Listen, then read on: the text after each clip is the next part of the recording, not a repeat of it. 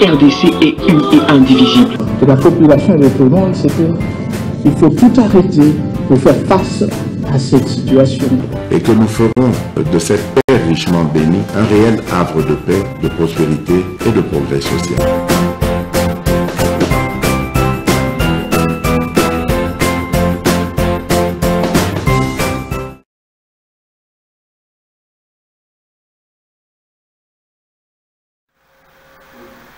Mbote Nabino, merci Bozolanda MKB officiel partout à travers le monde. Merci Nabande Konyonso, Bino Batu Bozali Kolanda MKB officiel Boza et Belé partout à travers le monde.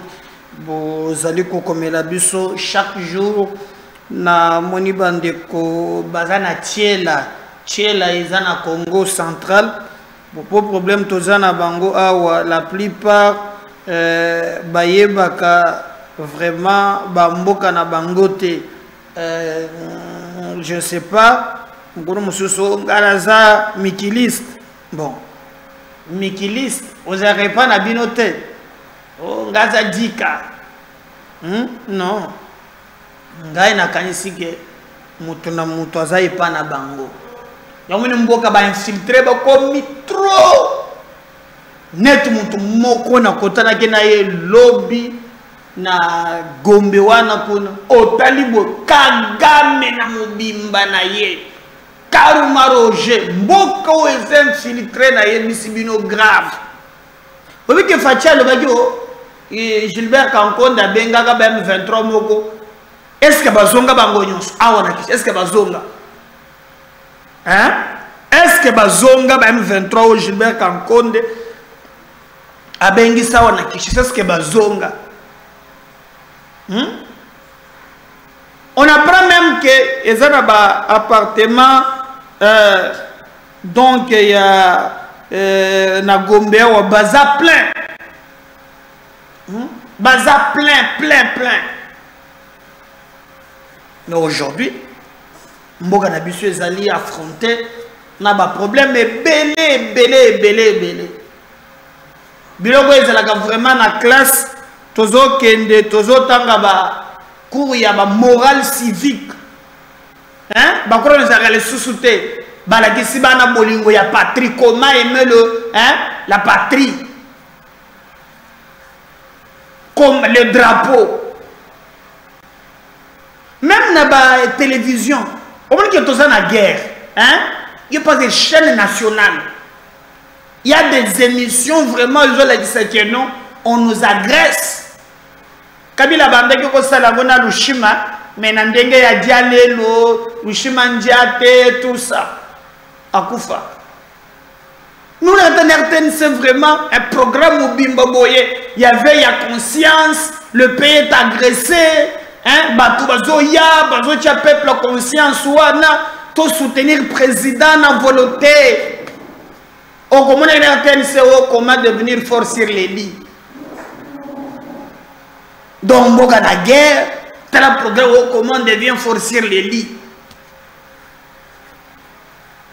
En fait, notre façon d'agir,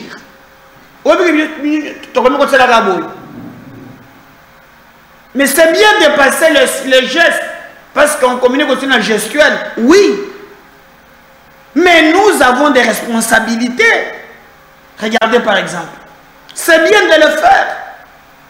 Mais nous-mêmes en pratique, Tozo Salanine en pratique, c'est ça le plus grand problème. On fait quoi?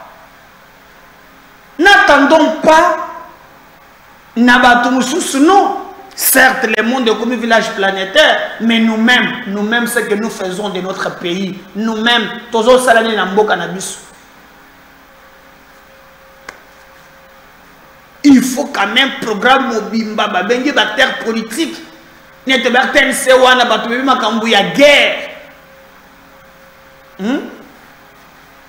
j'ai mon professeur qui m'a donné cours, appelle Sembote prof Achille Bondioko. Je crois que Hazard, il a écrit, donc il faut rappeler toi un prof, il m'a même appelé pour Makambuya guerre a expliqué comment il a écrit livre Moko sur le complot de l'Est. On a besoin aussi de biloko qui nous explique. Biloko qui a gravé dans la mémoire et Yabat. Hein? Comment on devient fort sur les lits et tout ça. Aucun de boy na nini au mona nzembo kaka nazala kia to tourner émission. To fandi kaka boy. Bana moko baza bana miki na noki toi maman. Donc ce que vraiment en tout cas bino moko un pays agressé. Bino kana noki toi maman. Donc mais non. Nous devons montrer que biso moko nde tolingi mboka biso moko toza mesure ya ko défendre yango. Eliezer Tambwe ça brille na bakabiliste. Ça brille. Bakabiliste batomboki. Eliezer Tambwe na sorti na ye à lobby. Selon lui, les informations à Zanango M23 ezali invention ya Kabila et autres. Alors, on a Claude Machala, Papi Tamba, belé babimi pour nous répondre mais comme il y a Kofinga. Na émission beaucoup moins comment na coacher la bino extrait. Il y a Papi, comment il s'appelle encore? Papi Tamba te mena koponata Claude Machala. Mais ce qu'Eliezer a aussi. Makambo lobby avant d'entrer dans le débat il a s'attaquer. Déjà en 2013 comme tu batanga kate batu balobaka histoire ya mboka te batu balobaka ke makambo le cas en 2013 on avait vaincu militairement ba Rwandais ya M23 et que les Kambo ici non. En 2013 lorsque M23 makambo na bango esili bakenda na Uganda à l'époque na Monisco il y avait un monsieur qu'on appelait Martin Kobler. C'est lui qui dirigeait à l'époque. Bakenda quitté na Uganda et de là ils ont signé un accord. Et dans cet accord, et bandaki kolobaki, ba généraux nyons, où il y a M23, et Sengeli Bakota na armée, et aussi espace ya commandement ya Est, bango bazala kakawan. Ndo monaki ke souvent du temps de Kabila, ba généraux nyons la plupart ya ba Rwandais, Bandimaka Équateur te, Bandimaka Lubumbashi te, Bandimaka Mbujimai te, Pona Bango, meilleur endroit, au Bango Bamonaki po basala selon accord basignaki, bazala kaka na Goma, ki utu, donc ba zone 1. Et cela le permettait à bien piller. Parce que, ce que vous constatez bien, nos militaires souvent, les mêmes tenus balataka, ndewana pe ba rebelle balataka. Nani ape sakabango, okomona ke complot ezabe nakati armée. Yasuka Boyoki même, déjà, frère ya Vital Kamere, qui est sorti pour na kolobake non, ndenga zawana, batala pete Vital Kamere wana système à l'ubilu non il est passé dans makambo ya kodo. Donc il n'a pas menti. Kalamingi pete lorsque les autres là va rejoindre M23. Donc c'est la mathématique na bino na yebisa bino que lorsque au Tali vous avez Corneille Nanga. Bon, mon dernière sortie, il y a Corneille Nanga, rapprochement na Joseph Kabila. Donc, il y a un lien. Garçon, bon, mon Azawana. Quelqu'un m'a dit, ouais, comme ils aiment bien. Mais moi, je connais que c'est un proche, alors proche, il y a Joseph Kabila à rejoindre Rébellion. Ces indices nous montrent clairement les accointances. Mais Kalamingi te toyo kaki Uganda kaka Museveni. Je ne sais pas ce qui ba Erwana, ba Rwandais, ba Zulinga ya timbola ba or mingi te kaka Kagame timbola ale. Asuki motema lwe nazo funda bino. Museveni abimi à lobby, c'est lui qui entretient Batouana c'est Kabila. D'ailleurs, je vous dis à l'époque, Tolanda qui Barbara, un porte-parole, naye abima pona koloba keno, makambo Museveni à lobby ezaya lukutak. Toye Kolanda même l'autre ici c'est qui Ferdinand Kambere, qui avait aussi démenti à propos de Museveni.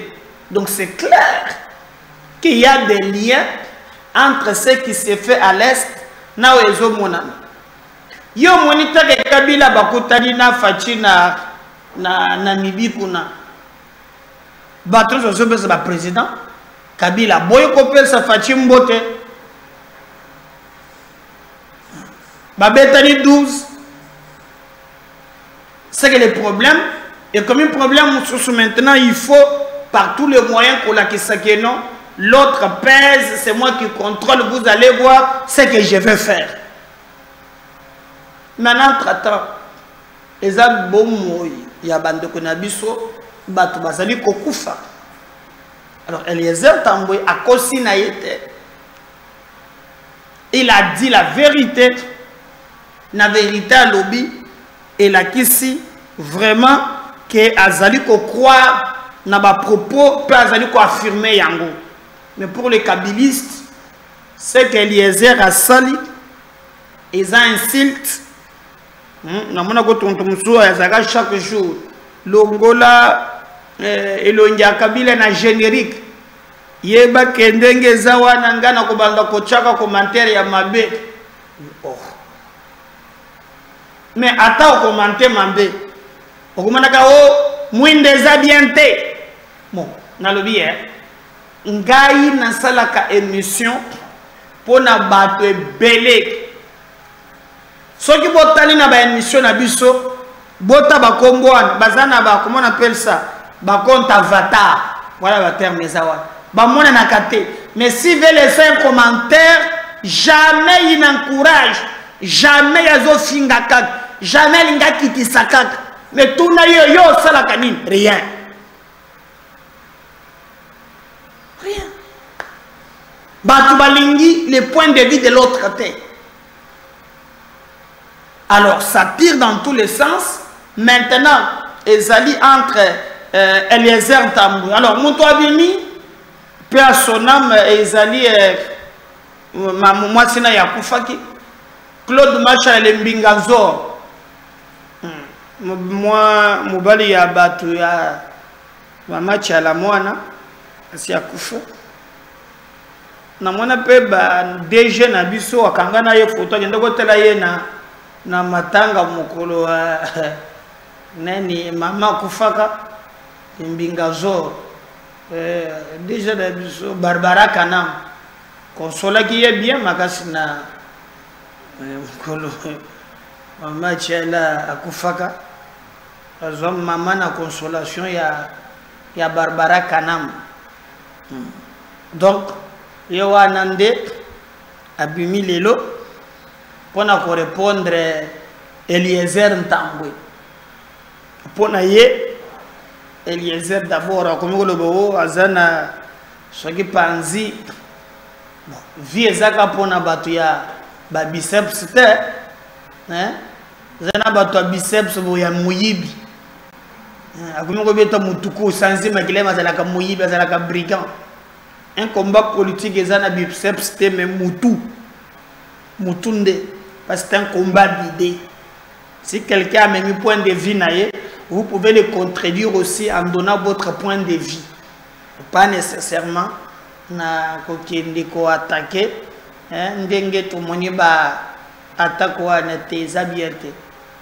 Donc on peut vraiment faire autrement, on peut faire en regardant aussi comment Makambo ezali koleka. Alors pour na bango, Eliezer Ntambwe a provoqué bango. Quelqu'un m'avait dit au sopi pétrole, au somba pétrole. Donc la logique on a d'abimi pour na recadrer Eliezer. Mais je ne l'ai pas dit à Kokendana Bafon. Mais nous l'avons vu vraiment Kokende Naba Biloko. Oh vraiment il y a kanisi que zali penza vrai. Donc TV Zanango Radio T. Je vais vous laisser suivre réplique. Il y a Claude Machalalimbingazor. On va revenir juste après. Et les airs, tu as dit que tu as dit que tu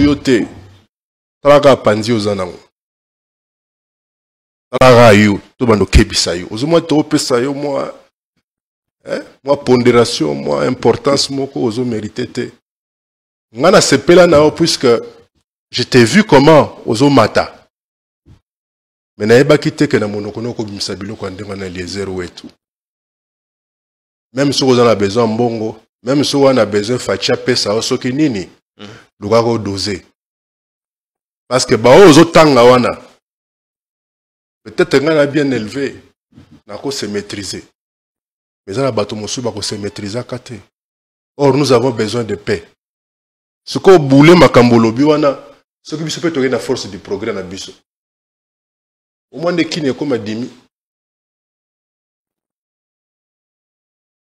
Je crois que ezatan na yo. Mais biloba loba. Malamu oza la biliali ya koza biloba loba. Poso yo mwana mobali okoyi makele lokola motrola ba policier. Ngo mosusu monongono ko betsa masoko fimbo. S'il vous plaît. Osito lobaki ke ata bolambi lopele ya mami wata. Bolia toyate. Vous êtes député, mais bien votre double brassard. Félicitations à toi. Mais j'espère au moins que vous posez la machine à palette. Alors s'il vous plaît, bon vent à toi.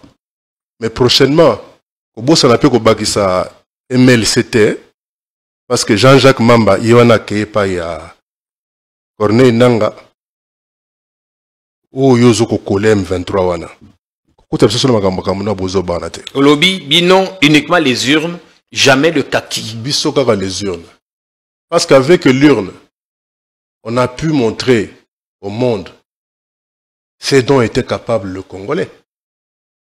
C'est-à-dire que les Congolais ont pu organiser une passation pacifique. Les Congolais ont senzité. Les Congolais ont peuple sauvage. On a été bakanisi que ce que ça a commis, c'est moi ou rien. Après le départ à Kabila, il n'y a pas eu de déluge. Ouais. Le Congo est là, toujours au cœur de l'Afrique. Même si au jour d'aujourd'hui, à cause de des individus comme Eliezer Wana, au jour d'aujourd'hui, on ne peut plus parler de 2 345 410 km². 410 km². Parce que Bunagana est là. Il y a Kangamika Rwanda. Mais Bunagana, ce n'est pas la frontière avec le Rwanda. Est-ce que vous comprenez pourquoi Bazako rattaché Binon, vous attache à Nanga et tout ça? Vous comprenez pourquoi? Non. Pourquoi? Parce que Nanga yo. Alors Nanga qui comment tata mokonzi azako ibisa pourquoi azako benga ndekono Kabila te? Non, waneza il y a travaillé un protocole d'état. To yé mokonzi mboka. Aebisa qui est Motoloko Eliezer. Eliezer. On a makambo loba. Avant le bango, talaka panzi ozana. On a panzi te. On les menace. Ils ont juste quand c'est quoi vendre ndé salit. Dans l'affaire Choribé au Kende. Atika biso tranquille dans la stratégie na biso. Au tombola mototé. Eza tour ya baninga ba régner. Mais baninga va accepter la critique positive. Nous sommes pour la critique positive. Koleka kofinga, ala ba diskakala. Ouais.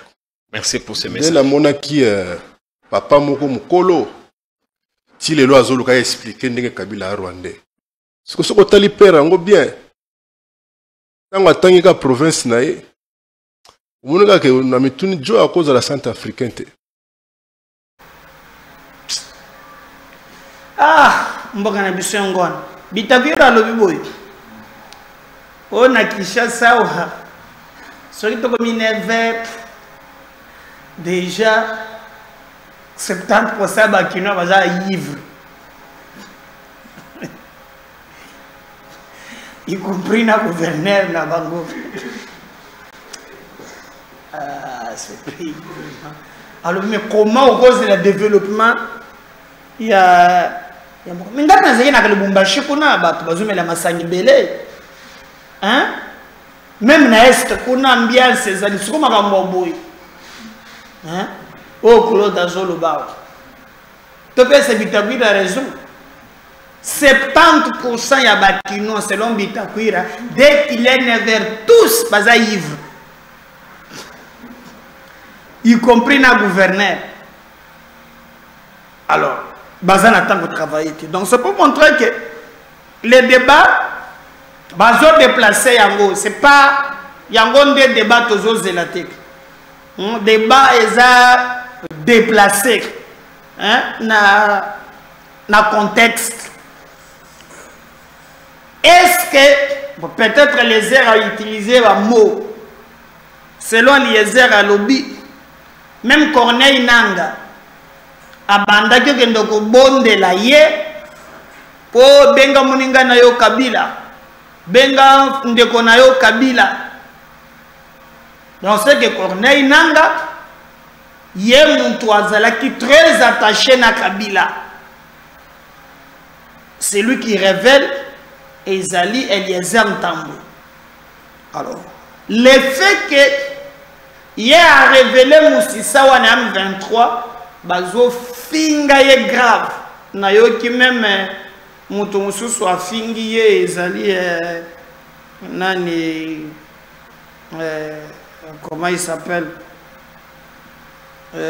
Papi Tamba. Papi Tamba pas sokoliye. Biloko kamuko moko wana o bango ba mesana kolobana batu. Mais est-ce que en regardant bafé eza bongote Nanga Adam Chalwe omoni et d'ailleurs boyoka ki na biseke bino balobi ke les un quart ya bato bazana M23 baza ao. La plupart bazoze la kaka des informations toyoki bazoze la kaka gouvernement ebima bamusu bazoze la cour constitutionnelle. Yango bazoze la. Et bokomona ke na nyonso zo salema. Et si comme côté bato wana bazali kota la Congo jamais. Nga moko wana yebisi bino que naza victime, nga naza victime. Naza victime. S'il y a des frustrés, oui, nga naza frustré. Nga pe na kolo me comment régime. Nga ina battre la campagne pour le régime. Na sengi faverte. Mais comment bakoki kotika ki bati azwa eloko peuple appelle singa des droits. Peuple a voté ngai. À la fin, baye ba botoli ebonga na ngai. Ba pesi un garçon méconnu na Lukunga. Eloko eza na nzoto mo kaka kombo ya bati. Apa kombo ya bati, olongole mwana wana kombo ya bati. Ayebi ni makambo ya Kongo te. Soki na ta komina ya Gombe ayebite otuni ata o oyebi na Jimeza ayebite mais ye wana bakamati siège nanga ba pesi ye mérite ne pas za neve ya bati mais ngala ko saisir cour constitutionnelle j'attends aujourd'hui mais na kolo bateke no na kende na kota non mais regardez comment les longs mboka ils ont menacé, mboka ils ont agression, des gens qui continuent, il y a blagué comme ceux qui ont dirait le président quitté. Ba commandant, il y a Sadek, Moko ya Burundi, ba silisi même lobby on a rencontre na bango na Goma. Oyo ba clôturer maintenant ba lobby, ba passer ce qu'on a acte. Il faut ba Rwanda ba sur le but du 90. Ce sont des choses des Osaleba. Et nous devons les encourager. Bato wana bazoya me bato bakobundela mboka na biso eza biso moko. Tebe za radio te bolanda bango na on va revenir juste après.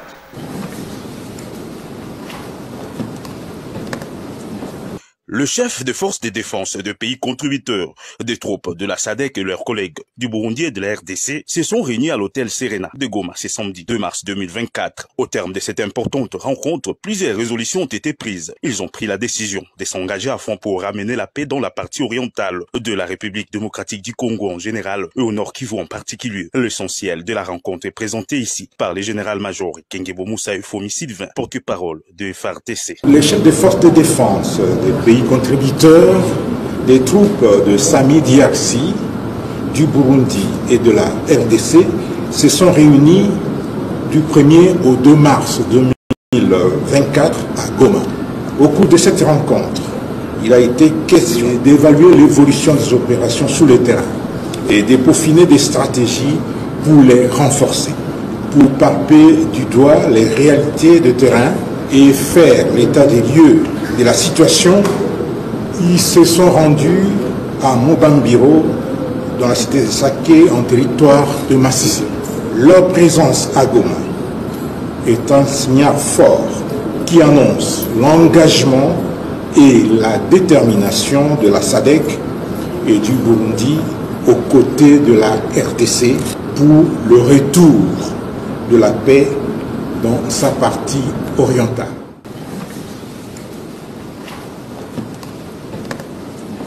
Le chef des forces de défense de pays contributeurs des troupes de la SADC et leurs collègues du Burundi et de la RDC se sont réunis à l'hôtel Serena de Goma ce samedi 2 mars 2024. Au terme de cette importante rencontre, plusieurs résolutions ont été prises. Ils ont pris la décision de s'engager à fond pour ramener la paix dans la partie orientale de la République démocratique du Congo en général et au Nord Kivu en particulier. L'essentiel de la rencontre est présenté ici par le général-major Kengebo Moussa Eufomi Sylvain, porte-parole de FARDC. Les chefs des forces de défense des pays contributeurs des troupes de Sami Diaksi, du Burundi et de la RDC se sont réunis du 1er au 2 mars 2024 à Goma. Au cours de cette rencontre, il a été question d'évaluer l'évolution des opérations sur le terrain et de peaufiner des stratégies pour les renforcer, pour palper du doigt les réalités de terrain et faire l'état des lieux de la situation. Ils se sont rendus à Mobambiro, dans la cité de Saké, en territoire de Massissi. Leur présence à Goma est un signal fort qui annonce l'engagement et la détermination de la SADC et du Burundi aux côtés de la RDC pour le retour de la paix dans sa partie orientale. Voilà, je crois qu'il y a un Bolandi, mais selon président, il y a représentant, il y a LCC, le protestant, il y a lobby, appelle si formule Moussous, envie de résoudre les questions de paix, de sécurité, de la gouvernance étatique en République démocratique du Congo. L'Église du Christ au Congo a invité le chef de l'État Félix Tshisekedi d'organiser un dialogue national entre Congolais et Congolaises. C'est l'une des recommandations des travaux de la 72e session ordinaire du comité exécutif national de l'Église du Christ au Congo qui se sont clôturés dimanche le 3 mars 2024. Alors, l'Église du Christ au Congo, Bango, Bamonike, Pona, Kosili Salikamboana et Sengeli, président de la République, a organisé dialogue. akobenga banani na banani hein pour d'abord na dialogue wana okomona bato bakoya plein alors plein et comme bato na ba agenda et kolonga ba problème ya boye les gens vont se retrouver à huis clos. Alors et quand on parle dialogue na mboka na biso ba problème ya paix et vous allez sous-connaître que comme siko makambu ya hein nani a cause tel ministère nani a cause boye et que la penza facilité mais peut-être consulter les gens. Moi je pense que à mon humble avis c'est son point de vue et c'est PSI, mais moi si vous donnez un point de vue, le président peut organiser des consultations. La consultation a invité à lancer invitation. Alors ba congolais na baye o bakabola kamakanisi ndenge moko na yete baye moko na moko apesi makanisi na ye. Je pense que cause la bien pour surtout qu'il y a un format de dialogue. Je pense que le président Ezali mandat na ye Yasuka il doit travailler un aspect ya bilan. Alors il doit vraiment ça là ba effort belé pour être bilan et monana. Sinon pas soit côté la jeu ya ba politicien ba tonda kate ba bunda kapona ba intérêt na bango et cause la ye très compliqué. Alors nous pensons que Esengeli a organisé dialogue non mon point de vue mais qu'il organise des consultations parce que de toutes les façons qu'il y a un problème wana et cause la avant tout militaire et c'est la avant tout militaire sur Okroma Owan parce que je suivais un ancien gouverneur que je veux vous laisser aussi Bolandaye Boyoka comment il explique en détail Oyo Itali vraiment sur terrain Moussala Oyo armée Sengeli Assal il a dirigé province je crois pendant 12 ans dans la carte gouverneur ya Nord Kivu hein avant que tout ce qui m'a cambié ya ba Ituri na banini ezala bakabola mais ye azala kiwana je peux vous dire qu'il connaît au moins Kagame peut la réalité wana. Il est maintenant l'actuel ministre il y a industrie. Je vais vous laisser suivre Boyo Kalikanisinaye. Lui ne va pas dans le sens il y a dialogue mais lui propose autre chose. TV Radio T. On suit ça.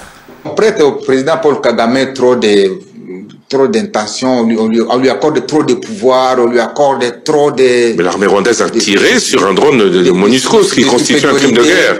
Je vous informe que l'armée rwandaise est composée de 33 000 hommes. Les 33 000 hommes, c'est sur 26 000 km². Si vous calculez les ratios de l'occupation... C'est plus d'un militaire par km². Presque un militaire par km². Plus d'un militaire. Oui, c'est presque 1,2 militaire par km². Voilà, alors, vous comprenez que les Rwandais ne peuvent pas transporter tous ces militaires sur le sol congolais. Et donc, la stratégie, c'est que les Rwandais devraient comprendre qu'il est aussi menacé s'il continue à menacer la RDC.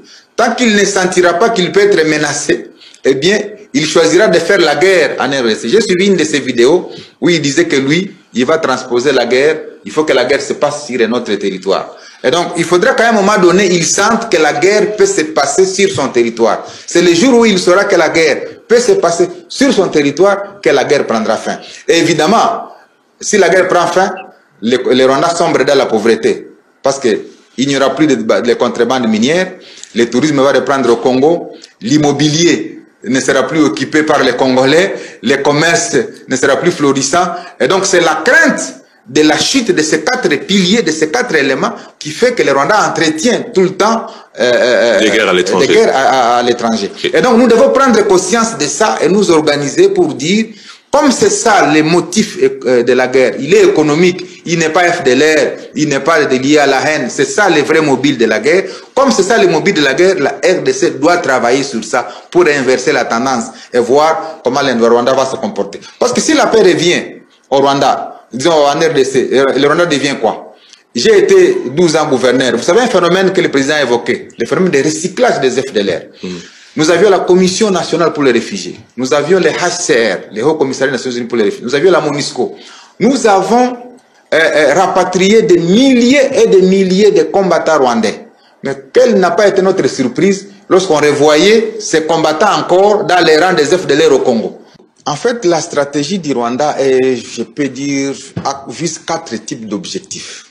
Le premier objectif, quand le Rwanda mène la guerre via les M23, c'est d'abord pour son économie. Son économie tient entre 40 et 60% de la contrebande minière. Tous les coltans que nous avons dans les Massissi, vous savez, Massissi a 40%, disons 60 à 80% des réserves mondiales du coltan. C'est ça, ce que les rebelles poursuivent pour assurer l'approvisionnement régulier du Rwanda. Alors, si la paix revient au Nord Kivu, c'est-à-dire le budget de l'État de Kigali perd entre 40 et 60% de ses recettes. Ça, c'est le premier objectif pour lequel le Rwanda mène la guerre. Deuxième objectif, c'est le tourisme. Vous savez que Rutshuru, c'est le sanctuaire des gorilles de montagne. Alors, quand il y a insécurité à Rutshuru, ça fait que seul le Rwanda devient le sanctuaire des gorilles. Et vous savez, pour voir un gorille par les touristes, entre 1500 et 2000 $. Ça fait que le tourisme remporte au Rwanda entre 300 et 500 millions de $ l'an. Alors, semer l'insécurité dans les Rutshuru, c'est empêcher effectivement la reprise du tourisme mondial. Troisième mobile pour lequel la guerre est menée au Rwanda, parce que c'est une guerre économique, c'est en fait les commerces. Vous savez, comme Massissi, Rutshuru, Kichanga, toutes les artères sont asphyxiées, le Rwanda évacue toute sa production vers Goma, parce qu'il y a une nécessité absolue. Et donc, c'est un objectif pour lequel il doit continuer à mener la guerre. Quatrième objectif, c'est le secteur immobilier. Avec la contrebande minière, le Rwanda a eu suffisamment de moyens et de ressources pour construire beaucoup de maisons à Kigali, à Gisenyi, et beaucoup de Congolais, à la suite de l'insécurité, préfèrent aller louer des maisons à Gisenyi ou à Kigali. Il paraît que ça a bien diminué quand même. C'est ça. Alors ça fait qu'effectivement, si la guerre prend fin, le secteur immobilier du Rwanda va chuter. Donc voilà plus ou moins les 4 mobiles pour lesquels la guerre est menée au Rwanda. Je pouvais développer, mais comme on n'a pas suffisamment de temps, c'est à l'intention de tous les auditeurs et téléspectateurs, les 4 éléments pour lesquels le Rwanda ne veut pas qu'il y ait retour de la paix, parce que ça va affecter les 4 secteurs que je viens de développer tout à l'heure. Mais ce qui se passe à l'Est, je peux vous dire, sans risque d'être contredit, qu'il y a des forces spéciales rwandaises qui sont décimées sur le terrain. Les gens ne voient pas ça. Je ne suis pas habilité à donner le bilan de la guerre, mais comme je cherchais sur la question, je sais qu'il est interdit au Rwanda d'organiser des deuils. Et ce n'est pas des deuils des gens qui sont tombés dans les caniveaux. Ce n'est pas des deuils des gens qui ont commis des accidents. C'est des deuils des gens qui sont tombés sur la ligne de front. Et donc, il y a du travail qui est fait par nos forces armées, mais évidemment, comme la crise persiste, la population ne sait pas voir exactement le travail qui est fait. Voilà pourquoi nous soutenons tous le président de la République dans ce qu'il est en train de faire pour faire monter la puissance de nos FARDC de manière à lui donner une capacité de main d'assurer une sécurité absolue à l'ensemble des populations de la RDC. Mais en attendant cette montée en puissance, au regard de tout ce qu'on a dit depuis le début de l'émission, des populations qui souffrent, Goma et le Nord Kivu qui est asphyxié, est-ce que le dialogue, un nouveau dialogue, le président a dit je ne veux pas parler avec le M23, mais je suis prêt à parler avec le président Paul Kagame, est-ce qu'un nouveau dialogue n'est pas nécessaire? Bon, je ne peux pas commenter les propos du président de la République. Il a dit lui-même qu'il ne négocierait pas avec le M23, il a donné les raisons, et moi je peux peut-être expliciter pourquoi. Parce qu'en fait, si on commence encore à négocier avec les éléments M23, la conséquence c'est quoi? La conséquence c'est que on va demander l'intégration collective de tous ces éléments au sein de nos forces armées. Mais si l'intégration devient collective, on retombe dans les pièges qui nous a été tendus depuis toutes ces années, les pièges que j'ai décrits tout à l'heure. Qui sera intégré dans l'armée? Il veut venir chacun avec son grade de général, et demain, après-demain, lorsqu'il se sentira mal à l'aise, il va faire défection avec tous les bataillons avec lesquels il est venu. On retombe au cycle de violence de tous les temps. Donc pour moi, la solution, c'est de parler à ceux qui envoient les M23. Si c'est Kagame, et puis le président l'a dit, et derrière Kagame, il y a encore qui? Vous avez vu, le président a dénoncé même la signature de ces Memorandum of Understanding avec l'Union européenne. Avec l'Union européenne. Comment vous êtes une Union européenne qui sont auteurs de tous les troubles qu'il y a dans la région des Grands Lacs? Alors, la problématique de l'Est, c'est que Le Rwanda a réussi une chose, c'est qu'il se présente toujours à la face du monde comme victime, rappelant les génocides de 1994. Alors, il a aveuglé comme ça la communauté internationale. Lorsqu'il se présente à la face du monde, les gens ne voient que les génocides qui a été commis au Rwanda, comme si ce génocide avait été commis par des Congolais. Or, le génocide a été commis par les Rwandais. Et donc, les Congolais ne peuvent pas porter le tribut lourd du génocide commis au Rwanda par les Rwandais. Alors, la perception que moi je voudrais développer maintenant, c'est de permettre à la communauté internationale, à toute l'opinion, de comprendre que la victime qui est le Rwanda l'est pour le génocide, mais lorsque les Rwandais se trouvent au Congo, c'est un bourreau. Alors, les gens ne voient que la face de la victime et non pas la face du bourreau. Et donc, la perception devra changer à partir de maintenant pour que la lecture soit correcte face au conflit à l'Est. Lorsque les Rwandais se trouvent au Congo, il n'est pas victime, parce que même lorsqu'il parle des FDLR, de la haine tribale, mais les FDLR, moi j'ai toujours dit une anecdote, les FDLR sont les collègues au président rwandais, parce qu'ils ont fait la guerre en 1990. De 90 à aujourd'hui, nous sommes en 2024, ça fait 34 ans. Un élément FDLR qui avait 30 ans à 64 ans, celui qui avait 40 ans à 74 ans, en quoi quelqu'un de 74 ans constitue une menace contre le Rwanda. Donc vous comprenez que c'est des éléments comme ça qu'on porte dans l'opinion et les gens sont emballés par dire, bon voilà, la RDC travaille avec les FDLR. Deuxième chose, la haine. Eh bien, les gens les plus haineux se trouvent plus au Rwanda qu'en République démocratique du Congo, parce que là il n'y a que des ethnies. Si ce n'est pas l'une, c'est l'autre. C'est pourquoi le génocide est possible au Rwanda.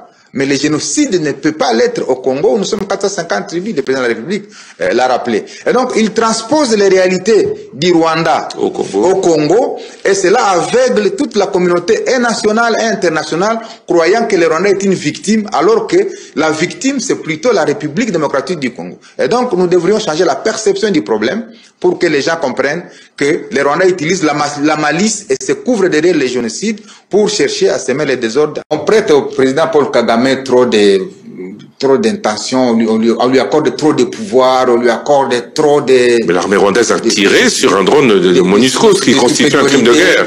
Je vous informe que l'armée rwandaise est composée de 33 000 hommes.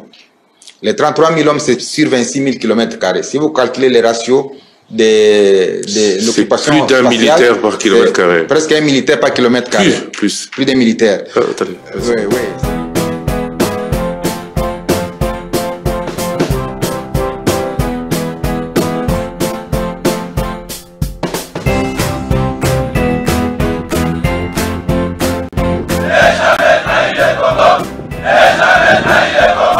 La RDC est une et indivisible. Et la population répondante, c'est qu'il faut tout arrêter pour faire face à cette situation. Et que nous ferons de cette terre richement bénie un réel havre de paix, de prospérité et de progrès social.